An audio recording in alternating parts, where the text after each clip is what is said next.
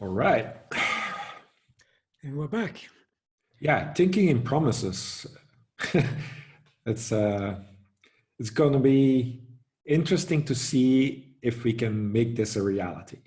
So far it was the theory, and we kind of get that going, but let's see how we can continue that. So this session is about trying to look at some of the principles, those principles I mentioned right back at the beginning. How do we formalize this a little bit and make it a bit more of a recipe? Right. I'll take it from here, Mark. Okay. Let me try. Let me try. Go. Is that a promise? Absolutely. And I can keep it, I think. So. And I accept. And you can even verify it if you want to. Right. An agent can only promise its own behaviors, right? So because we can't promise it for others, because it's only what we see ourselves that can be done. We have this autonomy of doing that. And sometimes we can also act as a proxy for another group, but that is harder because we have to be aligned within that group. Impositions on others are likely to be ineffective without a promise to accept. So if somebody just tells us something to do, it's going to be hard because we have our own promises that we want to keep. And that might be conflicting with what, for example, if security asks something, then we have an issue with maybe features that have to go live. So that is really hard if people just impose stuff on us as a person. Both the giver and the receiver agents have to promise for effect. So there has to be this mutual agreement between the giver and the receiver about what the promise is. So you kind of have to kind of make it more specific instead of the fluffy thing that we agree on what we want to achieve. So the other person can better see whether it fits their promises or at least that we can see whether we can achieve our promise. And then every agent assesses other promises from its own perspective. It's almost like we're in the system together, but we have our own promises to care about, to keep. But we can only do it from our own perspective, whether that fits our needs. So we can be empathetic from others, their own situation, but we have to kind of deal from it from our own perspective because we want to make sure we can keep our promises there. And a dependency on other agents' promise may invalidate a promise. I have to think about that one. You're doing well. Well, we can't rely on another person's promise, right? You may say, I will bring you the book if Amazon delivers it on Monday. And Amazon may have promised to deliver it on Monday, but you can only make a promise conditionally on that one. So you're dependent upon that promise being kept in order for you to keep a new promise. And that could be invalidated because an agent can only promise its own behaviors. So you can't promise on behalf of Amazon that you're going to get the package on Monday. So it's not a real promise when it's conditional, right? It's only half a promise somehow. I cannot promise from a security point of view that the system will be secure if the devs are doing their best and ops are doing their best. That's not enough to promise Exactly that it's going to be secure. Exactly. Yeah, great job. So I can summarize. So an agent promises its own behaviors. We can only do what we can only do. I can't promise for you. You can't promise for me. Imposition is likely ineffective because you throw someone a ball, they may not be able to catch it. They may not want to catch it. They're unprepared. So if people are unprepared, it's not guaranteed in the same way that something has been promised it's never guaranteed, but it's even less likely than if it's promised. There is the offer of something, I'm going to throw a ball, and the acceptance of it, which we call plus and minus shorthand, and both have to take place. You have to both throw the ball and I have to catch it in order for something to happen. And each agent promises from it or assesses from its own perspective. So the restaurant may have promised a perfect steak, and we both get identical steaks.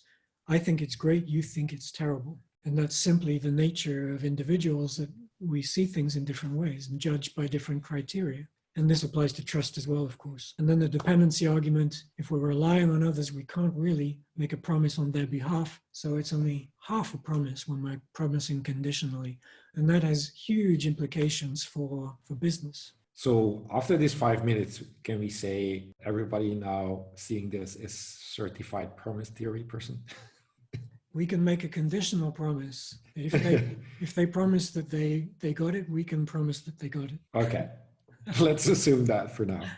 So just to dig in a bit deeper on this plus minus business, I think this is really important because when things fail in a system, it's nearly always forgetting this simple point, which is behind it. And that is that I make a promise to you of something. Like we are promising our listeners today that we're talking about DevSecOps. And we do our best to keep that promise and we do everything we can. We believe we've kept our promise. If those people are not listening, they won't receive any of our stuff. If they don't agree with the way we phrase it, they won't get any of our message. It requires a sender and a receiver, an offer and an acceptance, a listener as well as a source for something to be communicated. And we nearly always forget the need for that acceptance and the importance of that last mile acceptance of something. It was like Amazon comes with the book to your door, the postman hands it to you, and you say, you just shut the door in his face,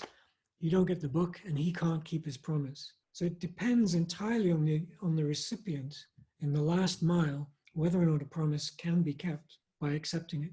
And because we nearly always forget that, we take it for granted that just by doing something on the sender side, it's going to happen on the receiver side automatically, deterministically. When dev push their code to ops, they're going to take it, it's going to work, everything's going to be fine. End of responsibility. But it's never that simple. And my experience of working with companies and advising them about promise theory over the years has been people nearly always forget the minus promise, the acceptance piece, and forget their role in their part of the responsibility in making something happen is taking it. I see this plus and minus on the diagram. So on initial thought, that was, so yeah, we build something up, we offer something. So that's a good thing, but the accepting is also a good thing. So why is this negative? And like, what are the plus and minus influencing here? Good question. This is my physics background getting in the way. I thought of it like battery polarities. You know, on the battery, something is a plus and something is a minus. You need them to tally, so it needs to sum to zero, and then you know you're okay. If you've got too many pluses or too many minuses, it doesn't sum to zero. You don't. Your system is incomplete. So I use this as a kind of an accounting procedure rather than trying to assign semantics to it. So I'm not saying that plus is good and minus is bad, but I'm saying that if the number of pluses and minuses don't balance in the end, there's something wrong with your system. Yeah, okay, I can see that. So if let's say there is a delta somewhere between different agents and there's too many deltas in the system, then we're gonna have like problems probably more likely, right? So yeah, because it reminds me of when you build up trust, it's like positive, and then when somebody fails the trust, it becomes negative. But this is a different aspect. So. And then this assessment, was it a good stake or a bad stake? This is something that people tend to take for granted, that when everyone assesses whether promises were kept or not, everyone has their own opinion about that. So all of our listeners today will have a different opinion to the extent to which we've kept our promise to talk about DevSecOps. Yeah, and it's like the assessment from the security person would be like, I did a great job. Like I imposed the security limits, and then the developer said, well, but I couldn't deliver the feature because now I'm completely blocked. And like this assessment, whether what an agent does it's from the different point of views of the agents is different. So what I wanted to do now is actually look at an example of how to identify these key points, because 90% of promise theory is the ability to discover who is an agent, who is a player in the system, where are the promises, what are they promising, where are the impositions, and to tell the difference between a promise and an imposition. Then identify what are assessments, what are points of view by different agents. And I took one of these, almost like you find in business books, a little scenario describing a conversation between a product manager. So Mary, the Hild product manager of a software company, is talking to a VP of engineering about some product releases, kind of a DevOpsy kind of a scenario. And in this little conversation, it's filled with promises between different agents about different things. So let's read through this piece. Mary, the Hild product manager of a software company, is talking to Daniel, her VP of engineering, about their product releases. Mary says, "If we can get this next release out before Christmas, we'll all get bonuses." Then she looks him in the eye. "If not, I'll be throwing you to the lions." So I guess if we can get this next release going, so it's like Mary almost making the promise for the team. So let's start with the agents. Who are the agents? Okay, so we get Mary as such. Right, so Mary's an obvious one. Yeah, I think we is probably the team or the company. Yep. You know, again, we'll get all the bonuses, and then she looks him. So him would be Daniel, I guess, VP of engineering, and Daniel as a person, and then probably engineering will be involved as well as an agent. And then throwing it for the lions, I would assume there's going to be some management that is governing these two. And when things fail, you know, that comes down on them and says, you know, hey, this is going wrong. Yep. So Mary, definitely an agent, someone who can make decisions, statements. So definitely the source of something. Product manager of a software company, can bet your life that the software company is also an agent, possibly a super agent that envelops Mary and a whole bunch of others. A software company is also something capable of making promises. So it's going to be an agent too. Might not be relevant agent in this setting, but it's still a potential agent. Daniel, definitely an agent. And a product release could be an agent, because a product release could be a version of some software that can make certain promises. Yeah, I missed that. Like, I get a negative score for that one. Right.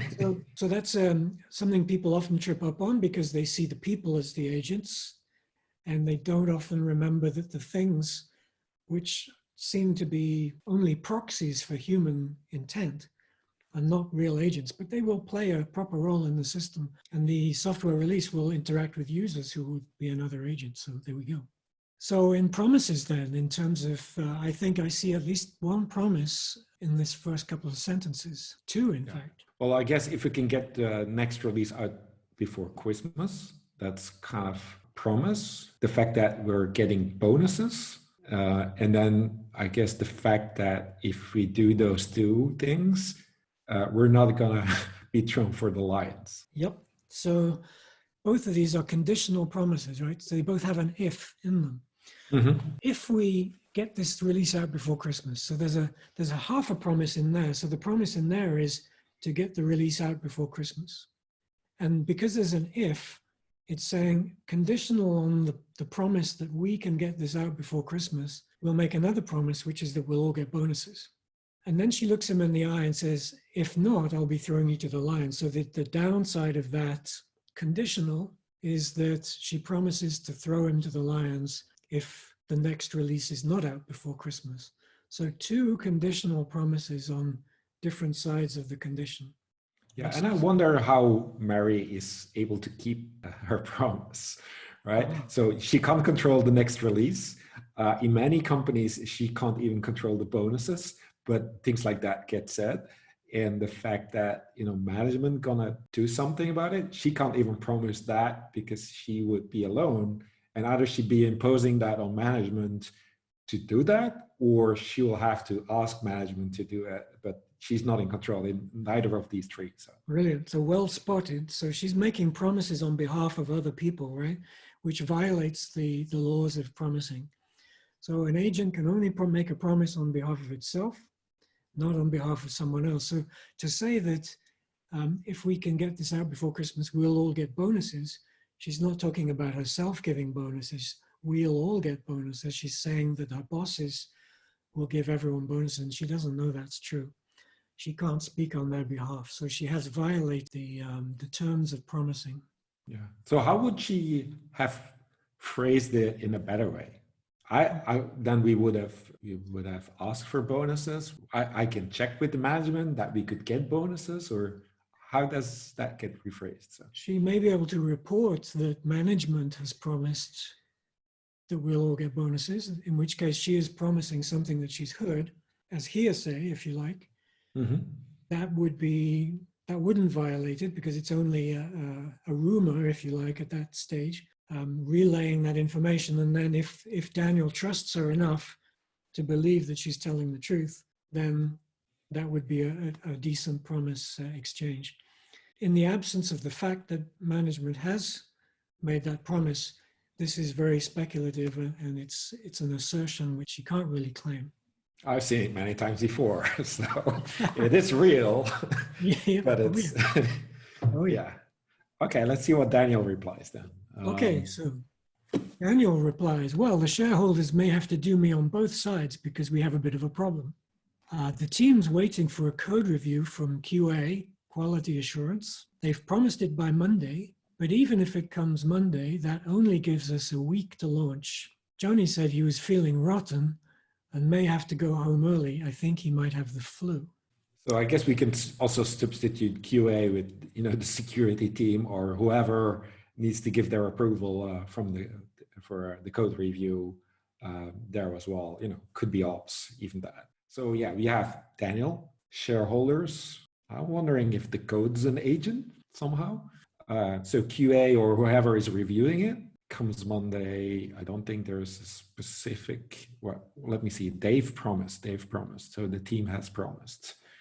So it's the team. We already got those.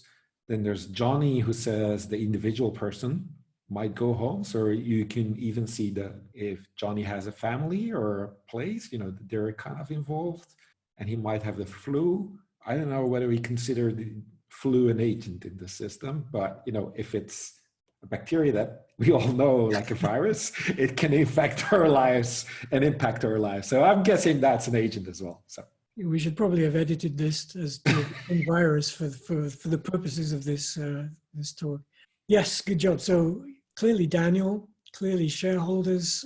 QA could be, as you point out, QA could be an agent formed from many agents, a super agent formed from security, operations, testers. It's almost a role that's acting as a group of agents acting in a role. The code, of course, can make promises, so it could be an agent, even if it's not being used here. Johnny and Home and all of these things could be potential agents that make promises. Yes, that's true. So then the promises. First one that jumps out at me is we have a bit of a problem. Well, they've promised it, so that's a clear promise. So the team reviewing it, they made a promise that it would be on Monday. Yep. So they've made it for themselves. So there's no harm in that. But maybe Johnny didn't make the promise for the team, and Johnny's perspective has changed because he's now sick. So he might not be able to keep his promise that he gave before. And so if they don't, this whole thing is a condition for Daniel to make his promise a reality, yes or no. Yeah, I think we could speculate about what's behind these promises as well, but there are some clear bits of promising here, like we have a bit of a problem, waiting for the code review. They've promised it by Monday, so the QA have promised it to be finished with the review by Monday. Even if it comes Monday, this only gives us a week to launch, so that there's a promise by Daniel that it only gives us a week to launch if it's ready by Monday. So that's a conditional promise there. And the interesting part is that he says they're waiting for the code review, but they're not even taking into account that the code review might surface some things. And so they can't even keep their promise because they need to do new work. Yes. So that's even not made explicit in this as well. So. Good point. Yeah. Something else people do in real life. Yeah, it's all too realistic for me, Mark. Yeah, that's right. It's depressing. Okay, so Joni said he was feeling rotten. There's a promise, and he might go home early. There's another promise. I think he might have the flu. That's sort of a speculation. Whether we consider that to be an assessment or a promise is a little bit on a borderline there. But if it's asserted, I think, sorry, he might have the flu is being presented as if it were a promise. And somebody might accept it as if it were a promise. So Mary, who trusts Daniel considerably, may consider that to be a plus, and she may give it a minus and say, okay, we can assume he has the flu. This shows something of the relativity of promising, right? There's a certain amount of assessment going on between different points of view. What exactly was promised? Does everyone get the same message, or everyone get a different message? But the semantics would get really hard for Daniel to state something like with all the conditions involved. Like, Right. if this happened and that, only then am I able to keep my promise. But at least it's clear when he would do that. On the other hand, Daniel is a developer, and developers always believe in their ability to lock something down by absolutely precisely specifying something.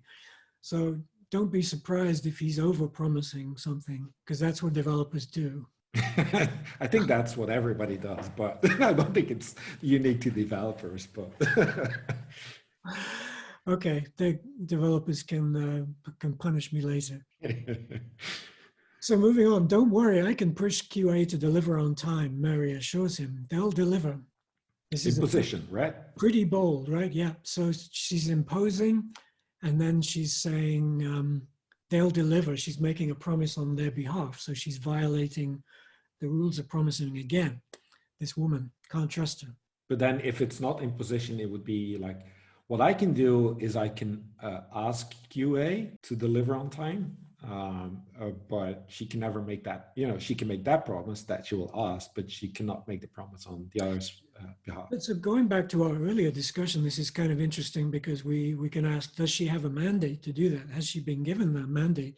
And should Daniel assume that she's been given that mandate, in which case the listener just assumes that she has that ability to impose, that's been granted to her with permission? Or is she overreaching? So at this point, we're not quite sure, right? So the situation is a bit fuzzy. Yeah. And this is typical of the kind of miscommunications that we see in management and in leadership. People may read more into people's communications than they should. And people may overpromise, impose, and so on without meaning to, or sometimes they mean to and they shouldn't. Many reasons why we can't precisely pin down interactions between agents in the way that we think we can sometimes with specifications and logical reasoning. But so far we've identified the fact that it's been a promise, an imposition, and so let's assume we type like this. We type out the conversation, we analyze it. There's a promise that we can't keep that, and we kind of clarify that. What's the strategy or the approach to kind of change the conversation, I guess, in a way that we do keep the promises, or we can not impose people? Like, what's the strategy there? I think this is really a huge and deep discussion about who is actually responsible for promising the outcome. It goes to a couple of things we're going to deal with later, like the downstream principle. People farther downstream tend to be more responsible than people upstream. It goes to things like resilience. What if the problem, how can I tell if this promise is accurate or not? How can I trust it? How do I know it's going to happen? Or what is the likelihood that it will happen? Can I assess that even? Am I in a position to assess it? Do we have any prior evidence or prior form? 100 things to think about in this case. And ultimately, the person receiving the promise, judging it, has to make their assessment. Do I believe this or not? And they may or may not have evidence. They may or may not have grounds based on trust, reputation, prior promise keeping, evidence, whatever it is, people form their assessments basically on an ad hoc basis, based on their own understanding of the situation, their own context. And we can't be 100% sure. It's not like transmitting information packets, data packets, ticking off a checklist or satisfying a Boolean requirement. This is not the way complex systems work, right? There is a question of interpreting the information that's received, and it's not 100% clear.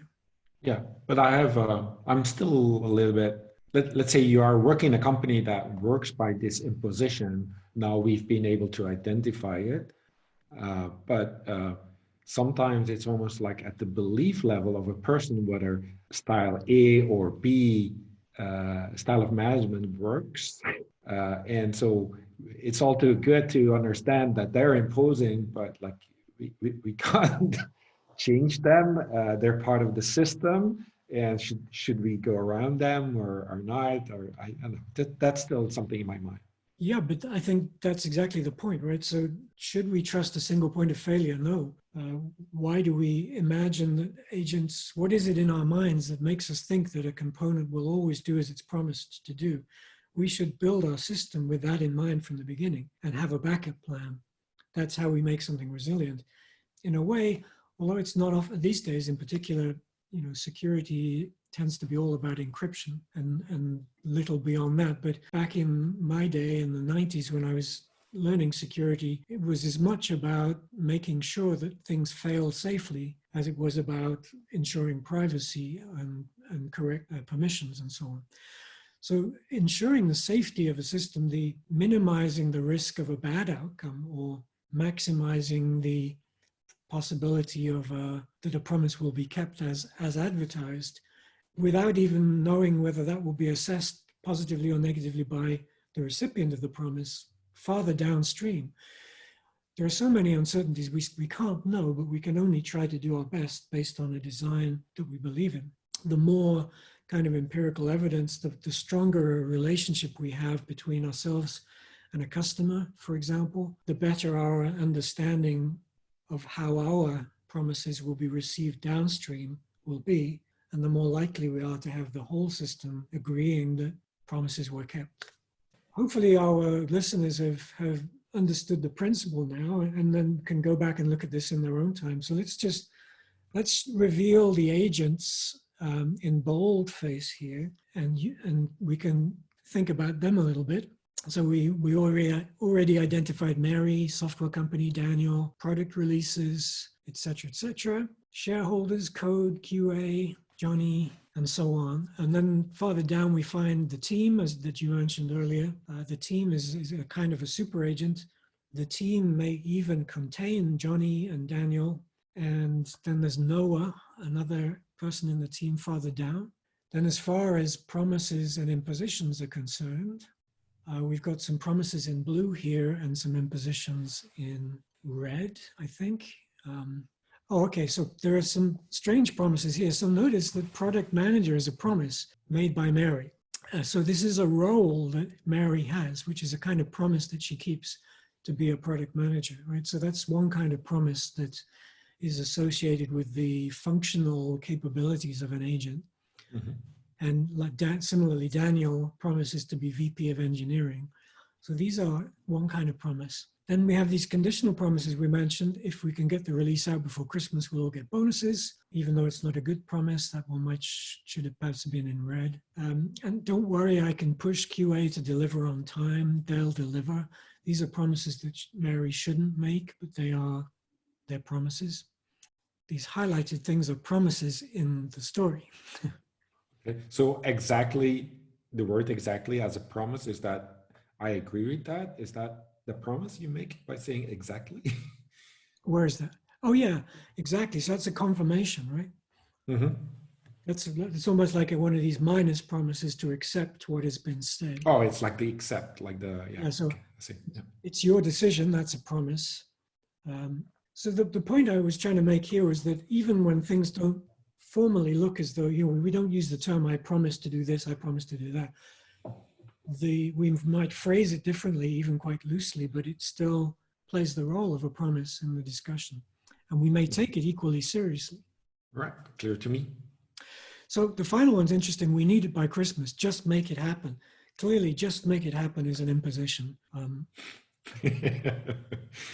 Yeah, as if that works well. Exactly. Exactly. But then again, if you trust the system, you say, okay, it's just happen, just make it happen.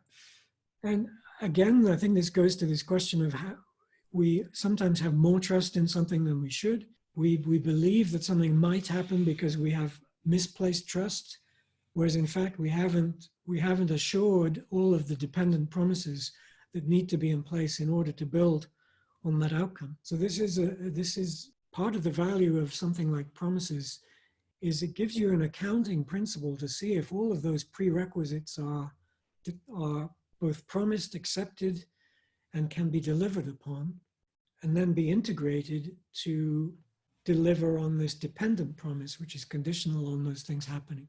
Well, sometimes it's said like, make it happen, and it's with a smile, and then you kind of say, everybody has like a million questions, and they want to have like all the conditions, discussed with you, and then you say, well, I trust you to do the right thing, and so that.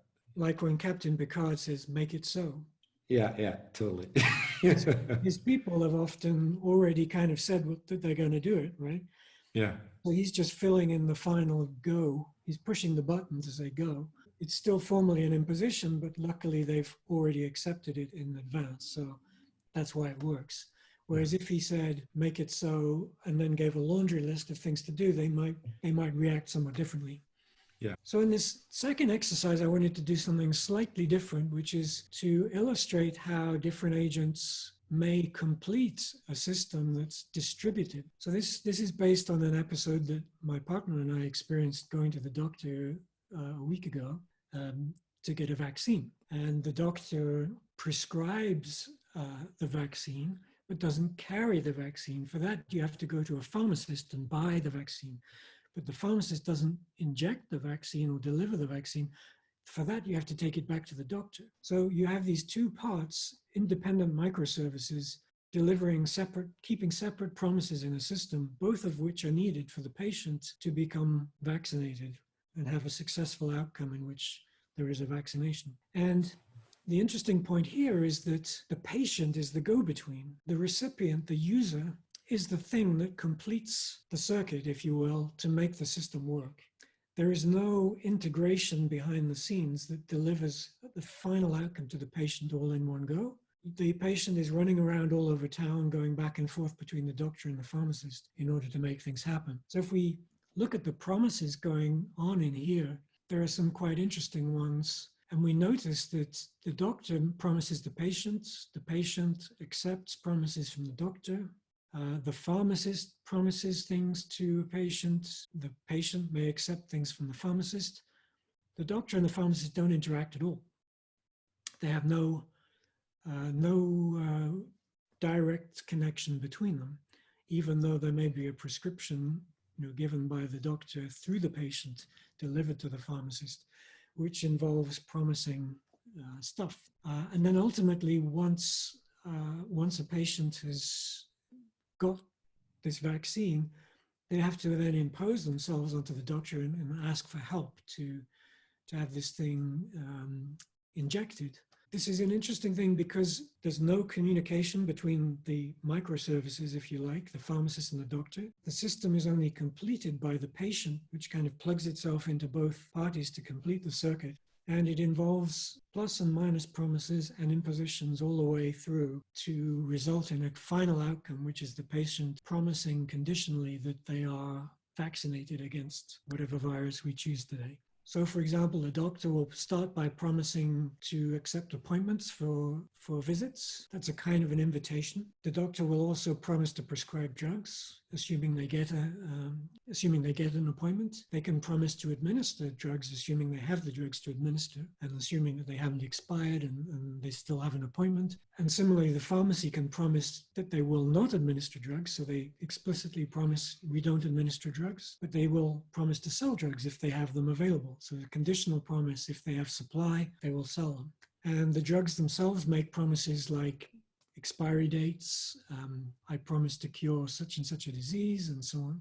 The patient, of course, will promise to accept these things or not, depending on whether they are anti-vaxxers or whatever. And they may promise to accept appointments offered by the doctor or not, and negotiate and so on. Although it looks like, although we might be tempted to think of this as a bunch of transactions, as we do in IT, yes, there are transactions involved, like giving a prescription, getting some drugs, but actually there are repeated interactions going back and forth that rely on trust from past interactions. There are permissions involved. There are all kinds of promises involved in the interactions that lead to those transactions taking place. Yeah, and it reminds me also of the whole the dependency hell of, you rely on library A and library B, and they don't have anything to do with each other, but you kind of have to make sure that they work together. And whether that's a library software or cloud service or security tooling, it's not always that they have like a benefit from each other by doing it. And you end up being the one responsible to keep your promise, I guess, by dealing with all the others in the system as well. Final thought on these examples. Will we always expect to find these roles, Dev, Sec, and Ops, in every system? Or are these a little bit fictional, or do they apply only to a certain kind of organization?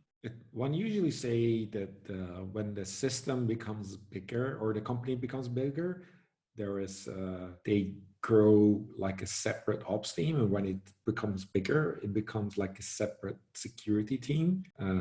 And that's, I guess, it's more about a human aspect that we want to think with. We want to be with like-minded people and group people by like-minded people. Yeah, it is a role in a way that you put on your hat from your dev perspective, from your security perspective, from your ops perspective, and that could be the same person quite well. But these are roles. So I'm a solo consultant on a company all by myself, self-employed. If I want DevSec and Ops, I got to do them all myself. These are just different tasks for me to complete in my day. So I may need to separate those tasks. But the conundrum, I think, here is that if you formulated your business model in terms of concepts that are not specifically aligned with DevSec and Ops, they might be in there, but you may not separate them out in a natural way. You may not be able to figure out exactly what it is that is DevSec and Ops, just as if you open up an alien organism looking for a heart, lungs, and kidneys, there may be things in there that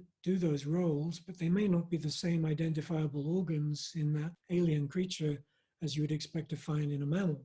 So we need to be a little bit careful about the difference between keeping promises within a system and plucking out the precise agent location where that role is fulfilled, assuming that we could perhaps hire someone to do that role, plug in a replacement part if one of them goes wrong. It might be so deeply integrated that it's not possible to do. I think this is the dilemma of especially complex systems, that functions may be emergent, distributed. Yeah, and then the whole discussion about it cannot be a separate team, because it has to be a shared thing. And I think when I talk to developers or security people or ops, they're all about like it has to be a shared responsibility. That's bottom line. Everybody wants to be that it's shared, and it's like really hard if you kind of cut that into a role. Or no, I mean to a specific group of agents that only does that role, or the others only do another role. But obviously that's on the human side a very simple thing to do. Like we group things, like much like a toddler says, okay, all the squares go left, all the triangles go here, and like reality is harder. And I think most people understand that it from seeing the reality in a company, that it's like a lot harder than just saying the only people who care about ops are the ops folks or security and so on. I wonder if they really want shared responsibility or just shared blame when things go wrong. When it comes to making the decisions, they still want to make the decisions themselves and only share in the blame if when something goes bad. Sharing also implies cooperation, right? Both sides operate together. But more often than not, we are more focused on sharing the negative parts. We maybe don't want to let go of the control that we have to make the decision. So where exactly are the mandates for having the right, the permission to make certain decisions, and who accepts those mandates? And I think this perhaps is one way to see how promise theory unveils the failure modes of certain forms of cooperation, because we're making assumptions about things that haven't actually been promised.